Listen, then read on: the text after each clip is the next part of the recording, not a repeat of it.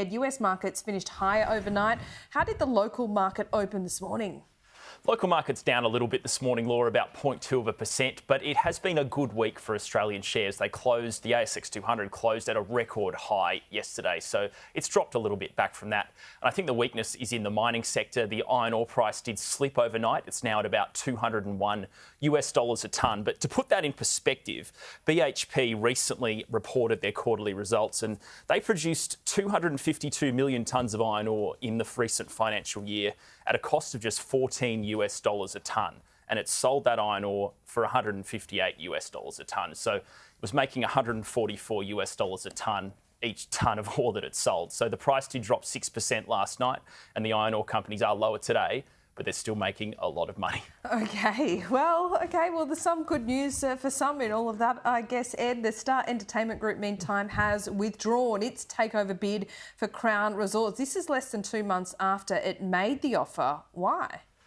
Well, the official line from Crown is the official line from the Star is there's too much uncertainty with Crown Resorts at the moment. We know there's the Victorian Royal Commission into Crown. That final report from that commission is due on the 15th of October, and there's a very high likelihood that the Commissioner could recommend to the Andrews government that Crown is unsuitable to hold its Melbourne casino licence. Then there's a Royal Commission beginning in Perth pretty soon, also into Crown Resorts, and it's Perth Casino.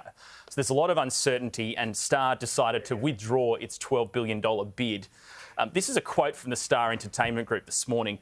"We continue to believe substantial benefits could be unlocked by a merger. However, the uncertainty surrounding Crown is such that the Star is unable to continue at the present time with its proposal in the form as announced on the 10th of May 2021. So reading between the lines here, the Star are obviously still pretty keen to do a deal. The Crown Resorts, they responded this morning. They said Crown remains willing to engage with the Star in relation to a potential merger on terms acceptable to both Crown and the Star. So, Laura, I think the real reason for withdrawing the bid today, it's just good old-fashioned deal tactics. Crown's share price is obviously on the way down. It's fallen from about $13 in May when the Star made this bid. It's at about $10 at the moment, and it fell about 3% again this morning. So the share price is on the way down.